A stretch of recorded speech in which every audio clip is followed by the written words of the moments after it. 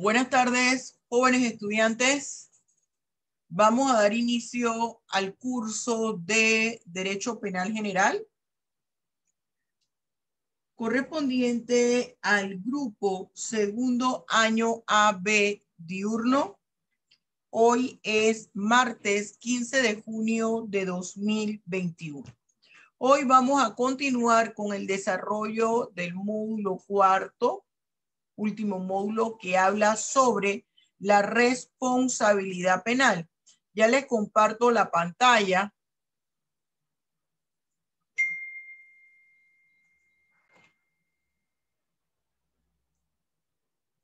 Y quisiera, por favor, que usted me diga en cuál transparencia, el número de transparencia en el cual quedamos. Nosotros quedamos en delito intentado. Delito intentado. No, Acabado. hábleme de el número de transparencia. Tema 2.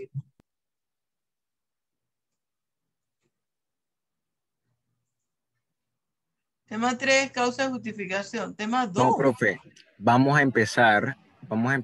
Tema 2, complicidad. autoría y complicidad. Eso sí. ¿Y de dónde sacaron que es delito tentado?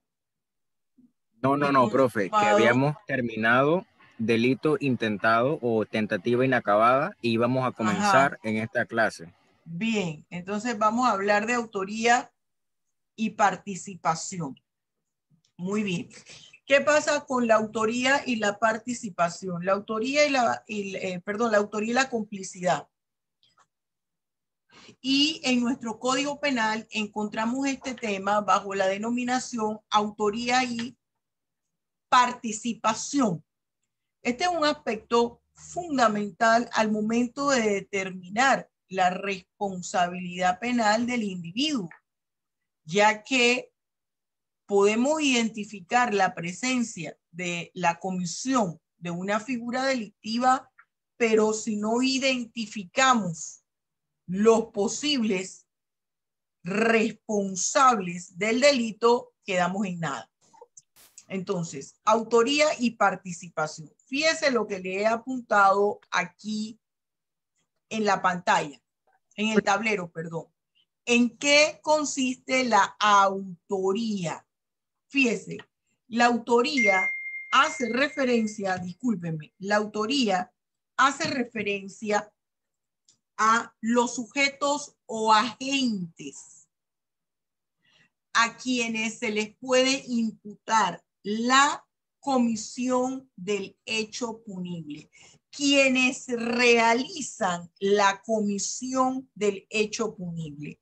¿Qué cosa de la comisión del hecho punible realizan la conducta principal, la que está conformada por los actos idóneos que conducen al resultado final, entendiendo este resultado final como la comisión de la figura delictiva? Ese es el autor. Eso es lo que implica autoría. La persona o las personas que realizan los actos idóneos que conforman la conducta ilícita que lleva a un resultado final, que es el resultado. Mire, esto que yo les acabo de señalar explica lo que le anoté en el tablero. Lo que le anoté en el tablero es lo siguiente: equivale a la o las personas que realizan los actos idóneos que traen como resultado final la comisión de un delito y que además reúnen las condiciones necesarias propias para la imputación objetiva y la culpabilidad. ¿Cuáles son las distintas clases de autoría? Nuestro Código Penal maneja en el artículo 43 dos tipos o clases de autores. El autor simple o directo,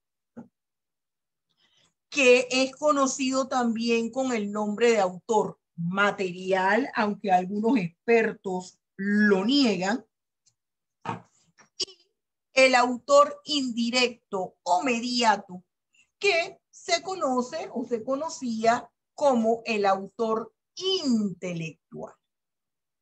El autor simple o directo es la persona que realiza en forma directa, personal, él mismo, la conducta ilícita. Realiza los actos idóneos. Y fíjense que es importante el término, los actos idóneos, porque son los que van a conducir al resultado final. ¿Cuál es el resultado final, profesora? La figura delictiva, el delito. Mire lo que dice el artículo. Es autor, el artículo 43, quien realiza por sí mismo la conducta descrita en el tipo penal. Ese es lo que se le conocía con el nombre y aún todavía se maneja a nivel de fiscalía estos términos. A nivel de la Administración de Justicia, el autor material. Material viene de materia, que realiza, que ejecuta, que se puede evidenciar. El autor indirecto o mediato, mire lo que habla aquí, es aquel que por interpuesta persona realiza el hecho punible. Y dice lo siguiente, el texto legal dice, es autor quien realiza por interpuesta persona la conducta descrita en el tipo penal. Este autor está vinculado a la planeación y organización del hecho punible, más no lo ejecuta. Por eso es que hablamos del autor intelectual, porque él no va al campo de acción. Él no es el que se apersona a la casa matriz del banco a asaltar la bóveda. Él no es el que se apersona a matar o a secuestrar a un empresario famoso. Él no es el que se apersona a llevar a transportar directamente los 1.000 kilos de cocaína, por ejemplo. Ese es el autor intelectual. Usted va a encontrar a un gran número de académicos penalistas panameños que dicen, no, es que el Código Penal del 2007 no contempla la figura del autor material y el autor intelectual. Sin embargo, yo se los estoy señalando aquí. Aquí solamente quieren hablar del autor simple o directo. Ese es el autor material. El autor indirecto o mediato es el autor intelectual, porque él actúa a través de otra persona. Él es el que manda, él es el que dirige, él es el que comanda la acción.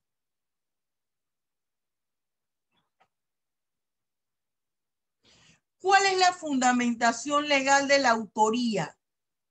Fíjese cuando la profesora, aunque menciona un aspecto en un tablero anterior, en el siguiente lo repite en otra forma. Quiere decir que eso es muy importante. ¿Cuál es la fundamentación legal de la autoría? Está en el título segundo. Hechos punibles y personas penalmente responsables. Capítulo séptimo, autoría y participación.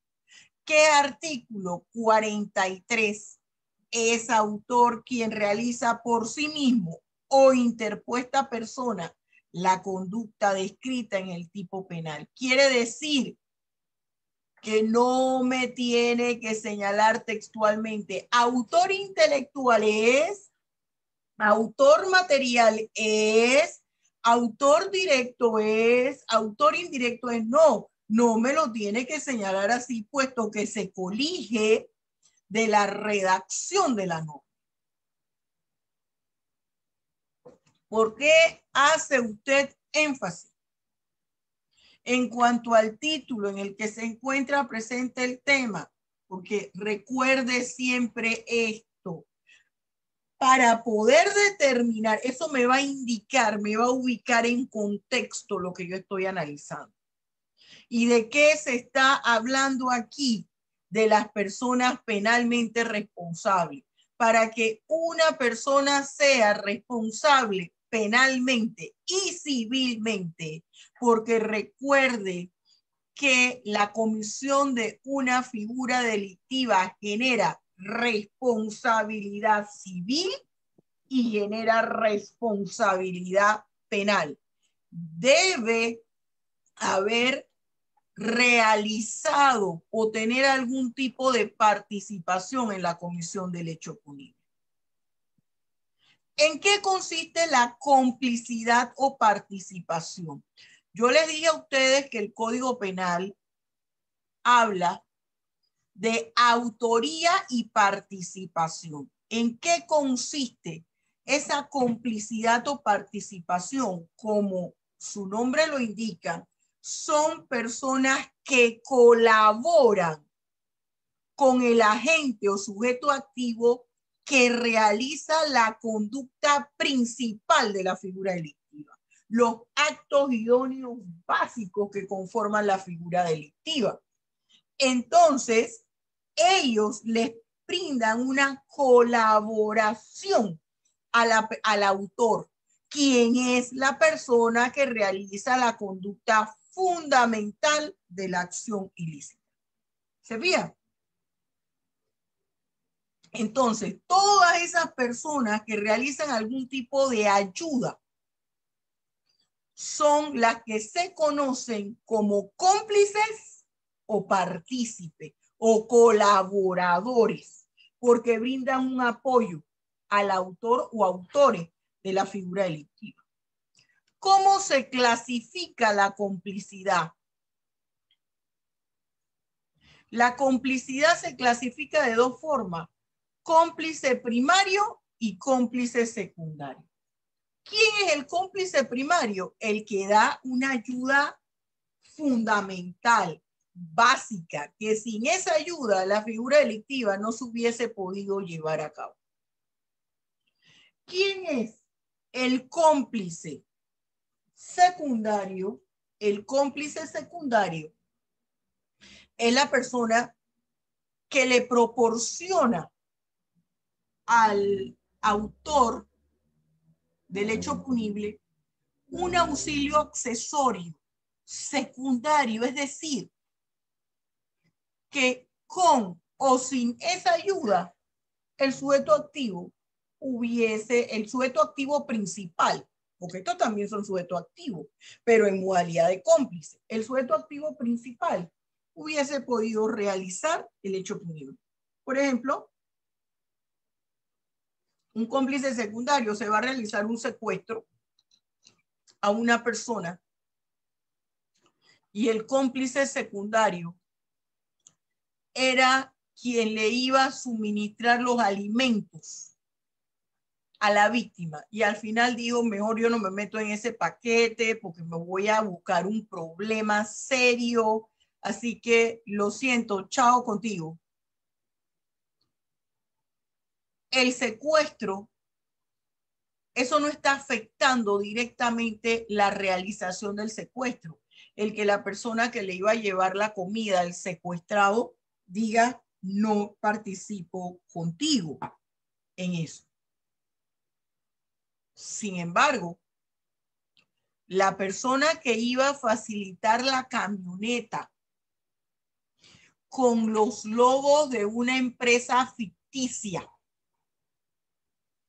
la camioneta de doble fondo, que si se encontraba algún retén, cuando la inspeccionaran, iban a ver que era una empresa de aseo y lo que iban a encontrar eran los trapeadores, las escobas, los cubos, los detergentes, porque había un trasfondo donde iban a llevar a la víctima. Al final dice, mira, yo no te voy a brindar el apoyo porque resulta que me están, por la situación que sea, vamos a decir que porque le están ofreciendo más para hacer otro trabajo, pero por la situación que sea. Ahí sí, ese es un apoyo fundamental, o es la persona quien le va a esconder a la víctima allá en una montaña y solamente él sabe la ruta. ¿Qué plantea el Código Penal? Les puse aquí en este tablero. ¿Qué plantea el Código Penal de la complicidad? Mire, esto lo contempla él en los artículos que van del 44 al 46. 44, 45 y 46. ¿Qué dice el 44? Cómplice primario, quien toma parte en la ejecución del hecho punible o presta al autor una ayuda sin la cual no habría podido cometer. Aquí le está agregando dos. Puede ser que él entra junto con el autor a secuestrar a la persona. Él entra con un arma de fuego y va resguardando al que va al frente y es el que va a llevar a la persona y el que comanda la acción. O el que tiene el dueño del carro doble fondo que está esperando. Cómplice secundario, quien ayude de cualquier otro modo al autor o a los autores en la realización del hecho punible. O aquí está la segunda opción, quien de cualquier otro modo brinde ayuda u oculte el producto del delito. ¿Qué me dice el 46? Si el hecho punible fuera más grande del que quisieron realizar el cómplice o los cómplices, solo responderán quienes lo hubieran aceptado como una consecuencia probable de la acción emprendida. Oye, yo acepté participar en esto simple y sencillamente para secuestrar a la persona y darle un susto y cobrar una recompensa, pero no para matar a la persona. Y es probable, como ha ocurrido en muchos casos, que esa misma persona va y él denuncia ante la autoridad y dice, no, es que yo solamente acordé el secuestro para que me dieran parte del rescate, pero ahora la persona la van a matar.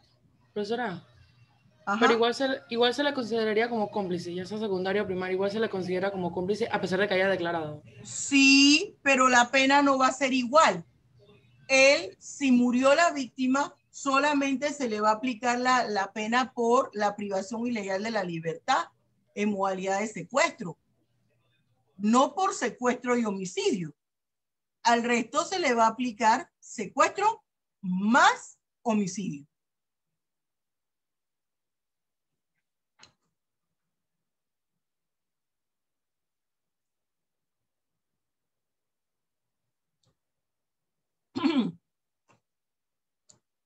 ¿Qué señala el Código Penal con respecto al instigador? Miren, del instigador se ha escrito muchas cosas. Hay personas, yo respeto los diferentes puntos de vista, aunque no los comparta, que dicen, bueno, el instigador se equipara a un autor intelectual. Creo que no, y les voy a explicar por qué. El instigador es la persona que anima a otro a realizar una acción que ya él ha concebido con anticipación. Es decir, yo me percato que Andrés está celoso de José porque está enamorado de Ariel. Imaginémonos que Ariel es la esposa de José. Y Andrés está enamorado de Ariel. Y Andrés dice, oh, pero ¿cómo yo hago para que José salga del medio. Y Arielis pueda hacerme caso. Lo mato. Entonces resulta que Andrés es un buen amigo mío. Y José fue un socio mío y se apropió de un dinero que realizamos en un negocio. Y salimos de pelea. Eso fue hasta los tribunales. Y una situación delicada y llevó a la quiebra la empresa. Entonces yo dije, José me las va a pagar en algún momento. Y yo, conversando con Andrés, me doy cuenta del sentimiento que él tiene hacia Arielis y hacia José. Dice, cómo quisiera que José se muriera. ¿Cómo pudiera ser yo para matarlo? Y yo vengo y le digo, sí, ¿tú quieres más? Dice, hombre, sí, yo quisiera que se muriera. Y estamos conversando y él me señala el por qué. Pero es que como que no me animo, no encuentro la forma. Todo eso me va diciendo Andrés. Y yo le digo, oye, tú tienes razón, Andrés, mira, él te está tomando, le está viendo la cara de bobo, porque yo supe que Arielis primero fue novia tuya y él vino, se metió de por medio. Porque yo me estoy dando cuenta de todo lo que está pasando a través de la conversación de Andrés. Mira, yo si fuera tú me haría respetar, ahora la revancha es mía. Todo eso yo empiezo a decirle y Andrés empieza a animarse. Yo le puse la idea a Andrés de que matara a José. No, ya la idea la tenía él. ¿Qué fue lo que hice yo? Le di ánimo. Yo fui la instigadora. En esta cosa que yo le pongo estos ejemplos que para que nos sirvan de ejemplo y de chacoteo y que usted un poco se relaje y baje del planeta Marte, donde a veces los veo.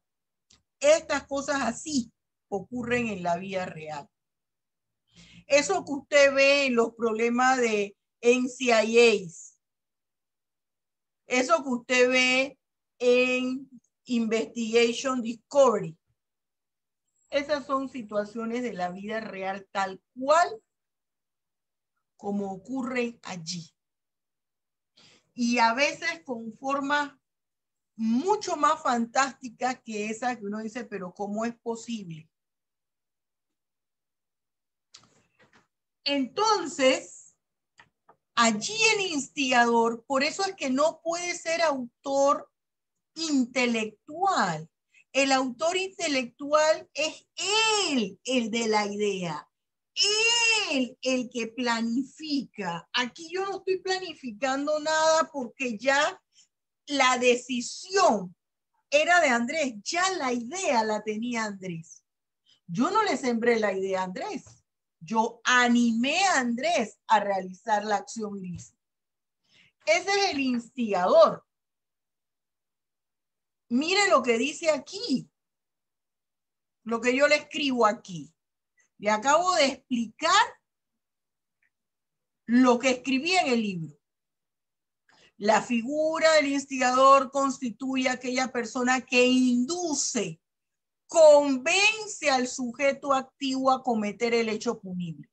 No lo podemos confundir con el autor intelectual, puesto que él no idea cómo se va a llevar a cabo el delito, sino que manipula a la persona de tal manera que le convence para que lleve a cabo el hecho punible.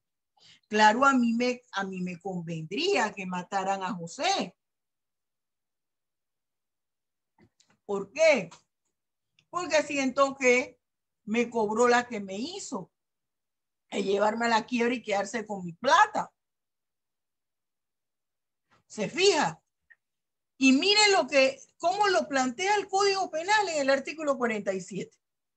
Es instigador quien determina a otro u otros a cometer delito. Ese determina quiere decir lo insta, lo lleva, lo conduce, pero no siembra en él la idea. Él no es el creador de la idea. Yo no soy la creadora de que Andrés mate a José. La idea ya estaba en Andrés y yo la percibí conversando con él. ¿Ay, usted cómo supo eso? No, bueno, porque lo que pasa es que nos conocíamos de niño. O yo me gradué con la mamá de él en la escuela. O es que fue mi alumno. Hay una razón por la cual yo supe la información por parte de Andrés.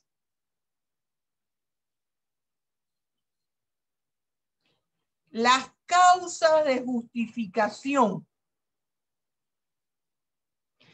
¿Qué se entiende por causas de justificación? Fíjese, mire el dibujo que yo pongo aquí. O más bien la figura. Aquí usted ve una adulta mayor con su bastón que lo levanta para defenderse de un atracador que es un hombre más joven que ella, muchísimo más joven que ella. Mírelo. Quien le va a llevar la cartera. ¿Qué representa esta imagen aquí? Una situación extrema. Esa persona, esa adulta mayor, no es que anda con su bastón dando bastonazos por todas partes. No, tiene una discapacidad física que la obliga a apoyarse con el bastón. ¿Pero qué pasó? Ella se encuentra de momento ante una situación en la cual está en riesgo un bien suyo y probablemente su vida. ¿Qué situación? Ella está siendo atacada por un delincuente. Es una situación extrema, no común. No todos los días que usted sale a la calle le está esperando un maleante para atacarlo. Entonces, ella no tiene otra opción de defenderse y se defendió con lo que ella tenía. ¿Qué tenía? Su bastón. Y es probable que en ese intento, ahí no me lo dice la figura, pero es probable que en ese intento de defenderse pueda ella o resultar muerta o matar a la persona que le está atacando. ¿Qué me dice la causa de justificación? ¿Qué quiere decir? Son situaciones no comunes en las cuales se puede ver involucrada una persona que obligan a la persona a realizar una conducta o asumir un comportamiento ilícito que en otras circunstancias no lo hubiese llevado a cabo. Todo esto lo realizó en miras a defenderse, a defender su vida, sus bienes, la vida o bienes de personas que ella estaba obligada a proteger, o se vio obligada a actuar en el cumplimiento de un deber porque ella era policía o guardia de seguridad, o simplemente en el ejercicio legítimo de un derecho. Eso significa causas de justificación. Y esas causas de justificación le eliminan el carácter de injusto a la conducta. Es decir, eliminan el injusto jurídico y con ello eliminan la antijuridicidad, uno de los elementos constitutivos del delito. Y la ley considera que la persona no ha cometido una figura delictiva y le libera de responsabilidad penal. Esto que les acabo de explicar se los escribí en el tablero de la siguiente manera. Son situaciones que envuelven la conducta de la gente, eliminándole el injusto jurídico, ya que no tuvo otra opción que la de incurrir en la comisión de una conducta ilícita para salvaguardar ¿qué? Un bien jurídico propio o ajeno, el cual debido a condiciones propias del sujeto o demandadas de él por obligatoriedad jurídica tenía que proteger.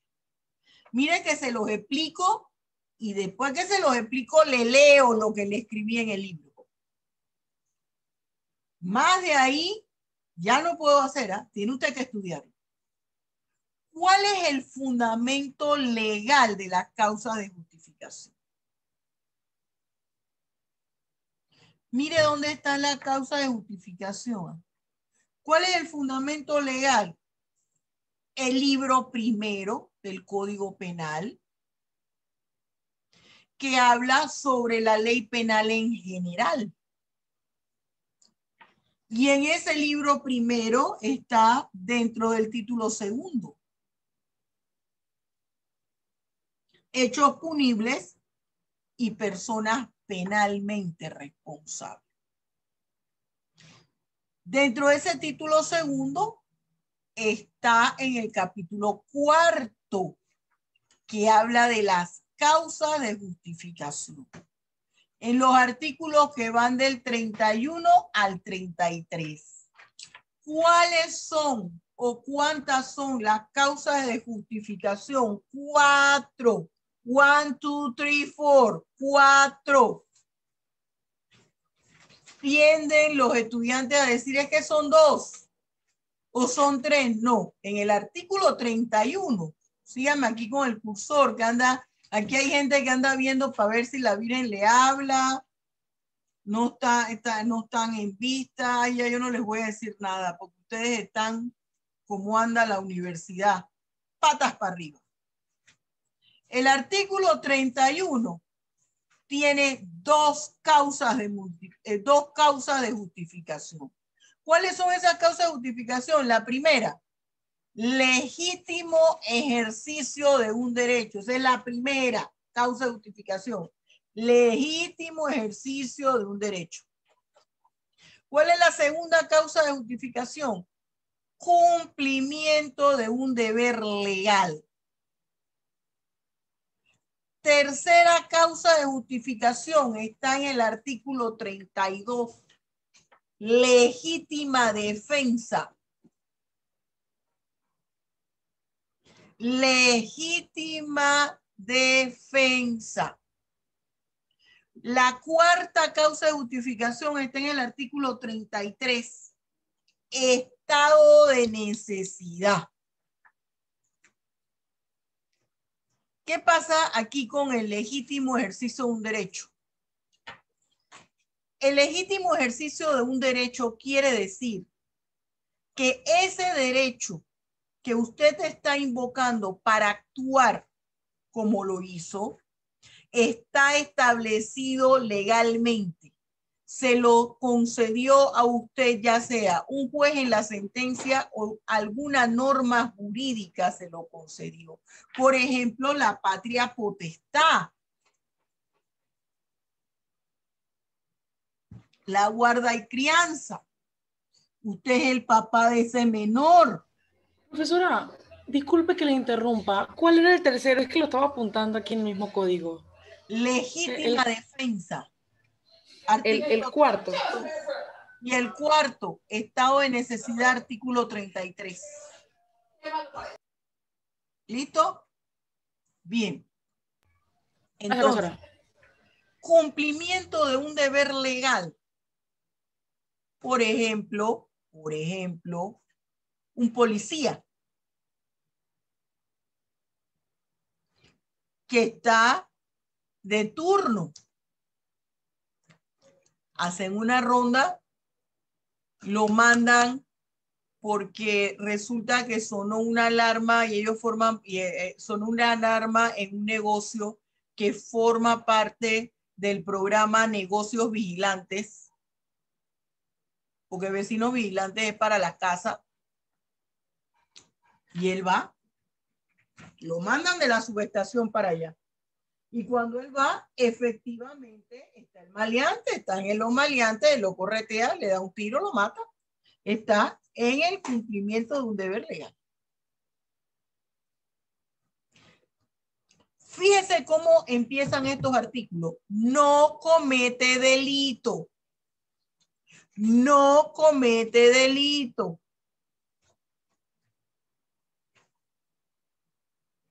Ninguna de estas causas de justificación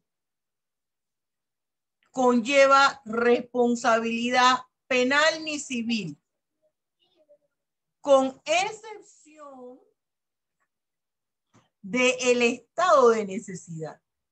El estado de necesidad no genera responsabilidad penal, pero sí civil. Y lo dice el propio Código Penal. El propio Código Penal, en el artículo 128, segundo párrafo.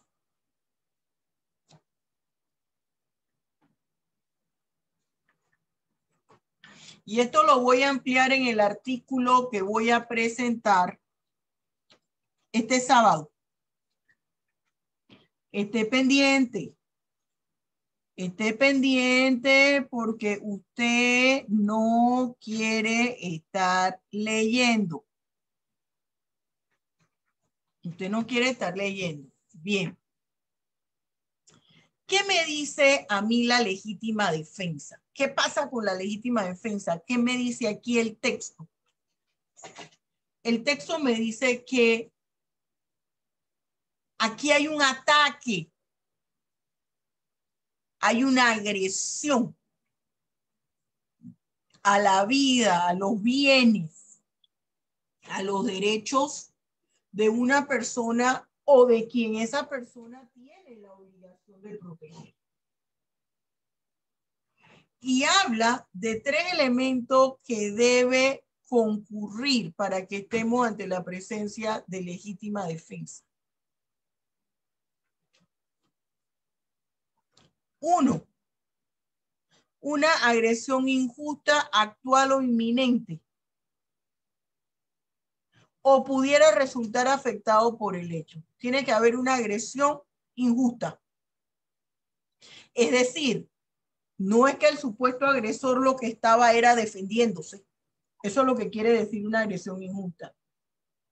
De repente yo vengo y estamos en un restaurante y yo veo a Ariely y me levanto y le doy un trompón. Y todo el mundo se queda, ¿qué pasó? Esa es una agresión injusta. Es distinto si Ariely viene y me cachetea. Ah, no, espérate, yo la agarro por el moño. La tiro al piso y la revuelco. ¿Qué pasó ahí? Ahí yo estoy contestando a la agresión que me dio Ariely. Entonces no es una agresión injusta. Segundo elemento, utilización de un medio racional para impedir o repeler la agresión. ¿Qué dije yo en el ejemplo?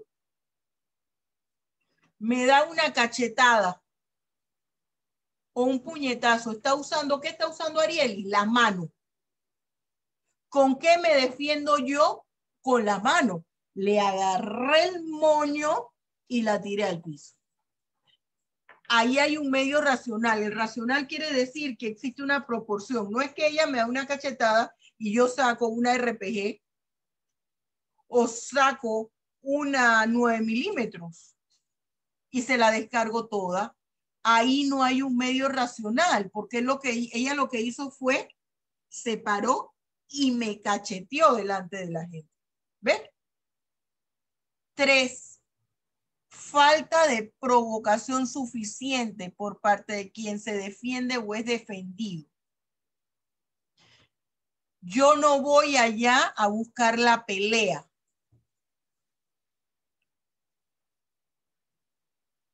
Por eso es que usted ve, no, ya quédate tranquilo. Siempre en los bailes, en las fiestas, ya cuando ha transcurrido un tiempo que la gente ya el alcohol, la bebida alcohólica está surtiendo efecto, se paran los borrachos y buscan pelea. ¿Por qué me estás mirando? Y usted no es que lo está mirando, sino que usted está mirando para allá y él está en el camino de donde usted está mirando. Y va y busca el pleito. Eso, si eso existe y producto de eso hay una pelea, la persona no puede aducir que actuó en legítima defensa porque usted provocó al otro. ¿Usted se acuerda que cuando estaba chiquito, o los que tienen hermanitos o sobrinitos, cuando están entre los hermanos peleando o entre los primitos, dice la mamá o la abuela: ¿qué pasa aquí? ¿Quién empezó la pelea?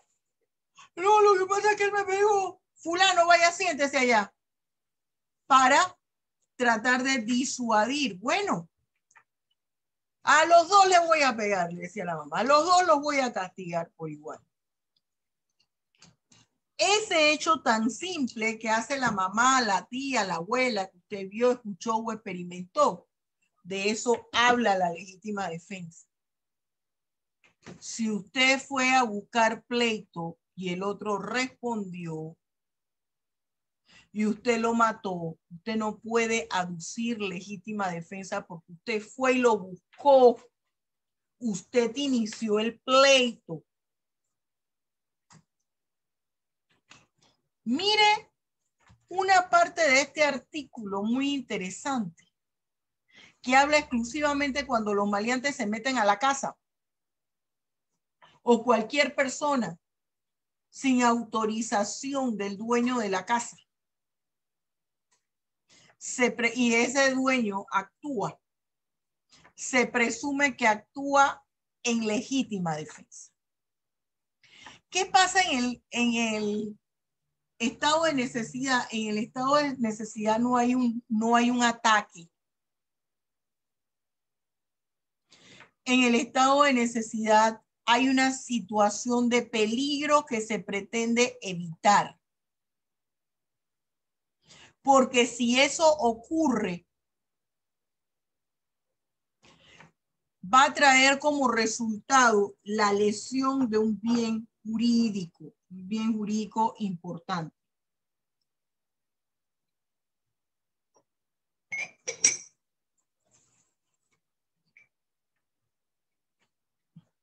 Bien. ¿Cuáles son las condiciones? Igual. El peligro sea grave, actual o inminente, que no sea evitable de otra forma, que no haya sido ocasionado voluntariamente por quien se está protegiendo, que la gente no tenga el deber jurídico de afrontar el riesgo, que no sea un policía frente a un maleante, ¿no? Que el mal producido sea menos grave que el evitado. ¿Cuáles son las causas de justificación? La profesora se detuvo bastante con la causa de justificación porque no solamente mencionó lo que dicen los artículos, lo explicó y ahora lo va a repetir. Quiere decir que es probable que la profesora en este módulo tome un mayor porcentaje en ese examen semestral en el Google Forum. ¿Cuáles son las causas de justificación? Y se las mencioné 4. Legítimo ejercicio de un derecho, le puse en el tablero. Cumplimiento de un deber legal, le escribí legítima defensa, estado de necesidad. ¿Cuáles son las características de cuáles son las características de las causas de justificación? Son 3. Se afecta el injusto jurídico, le escribí. 2. La ley penal considera que no ha incurrido en la comisión de un delito. 3. No existe responsabilidad penal en el agente. ¿Se fija? Como se afecta el injusto jurídico, profesor, ¿y qué es el injusto jurídico? Es la calificación de ilícita de la conducta, es el adjetivo de la conducta que realiza el maleante, el sujeto activo, el agente, el agresor, el delincuente. Eso se lo elimina. Y como se afecta el injusto jurídico, se elimina esa antijuricidad jurídica, que es uno de los elementos básicos del delito. Entonces la ley penal dice no hay delito. Y si no hay delito, no hay responsabilidad penal, porque la responsabilidad penal se deriva de la comisión de una figura delictiva. ¿En qué consiste el legítimo ejercicio de un derecho? La persona actúa amparada por un derecho que la ley le otorga o que le ha otorgado el juez a través de una sentencia que ha hecho tránsito a cosa juzgada. Es decir, que no se puede cambiar. Mire, le pongo aquí, lo que yo les acabo de explicar, se lo señalo aquí en 4 puntos. La persona que ejerce el derecho debe ser el titular del mismo. La titularidad del derecho invocado debe estar establecido en el ordenamiento jurídico, es decir, tener un medio legal de comprobarlo. La protección que te está ejerciendo sobre un bien jurídico debe ser proporcional al daño que se podría ocasionar. Que la acción realizada para la protección del bien jurídico no constituya por sí un delito, por afectar un bien jurídico mayor. Ejemplo, un padre priva de la vida a su hijo de 8 años porque está en la etapa terminal de una enfermedad. Hasta ahí, no importa lo que estaba escrito por acá.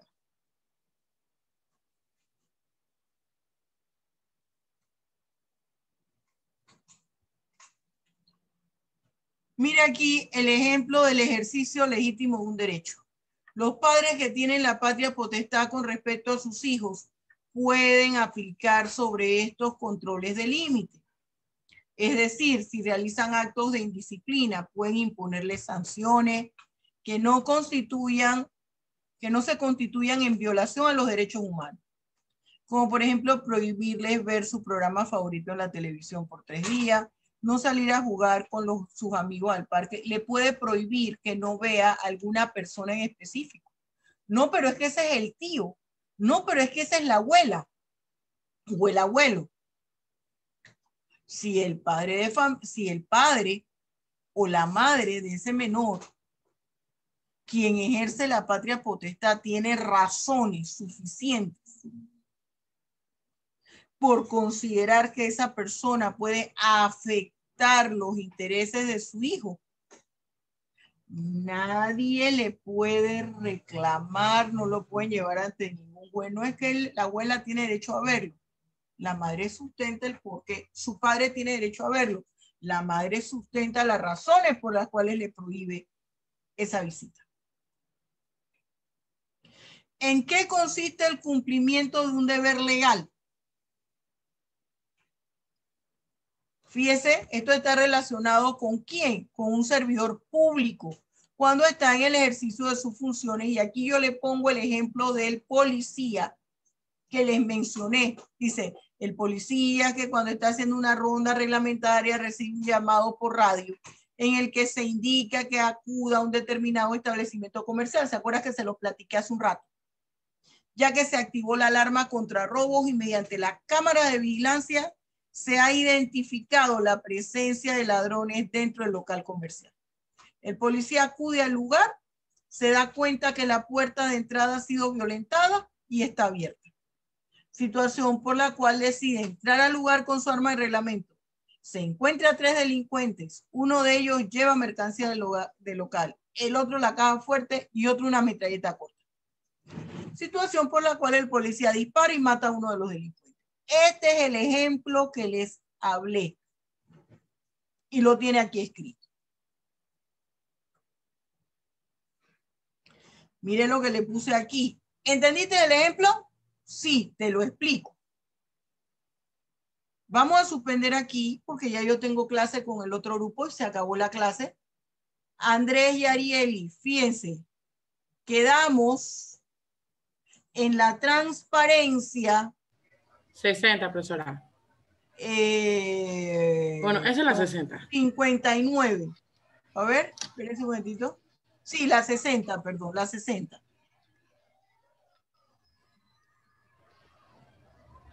Profe, yo tengo una pregunta. Ajá. Los componentes que son el autor directo y el autor mediato, ¿se puede considerar dentro de la culpabilidad? Es decir, que ambos autores son incluidos en ese elemento del delito, ¿verdad? Que es la culpabilidad. Claro, no solo los autores, sino que también los cómplices. Porque acuérdense que la culpabilidad es el nivel de responsabilidad penal de la gente o de una persona que ha incurrido en la comisión de una figura delictiva. Y ese nivel de responsabilidad se determina dependiendo de varios factores. Uno de esos factores es su grado de participación. ¿En calidad de qué usted participó? ¿De autor? ¿De cómplice? Asimismo se le impondrá la sanción, pero todos son penados. ¿Sí? Bien, jóvenes, durante el transcurso del día de hoy yo les estaré colocando el video. Nosotros tenemos clase el jueves, ¿verdad? Sí, profesor. El jueves tenemos clase. ¿Qué vamos a hacer el jueves? En la primera hora yo voy a avanzar en la presentación de las transparencias. En la segunda hora yo suspendo suspendo el compartir pantalla y empezamos la plenaria de los cuestionamientos de dudas que usted tenga. Si nadie pregunta, continúo. Yo aspiro a finalizar la próxima semana para empezar toda la ronda de preguntas y atacar los problemas. Vamos parte de la práctica y del interrogatorio. Acuérdense que aunque esto termine el 25 de junio, el semestre no termina ahí, yo se lo expliqué. Termina el 16 de julio y yo lo que voy a estar haciendo es repaso. Vamos a utilizar parte teórica y parte práctica con los problemas. ¿Ok? Bien, jóvenes. Los quiero mucho. Dios los bendiga ricamente.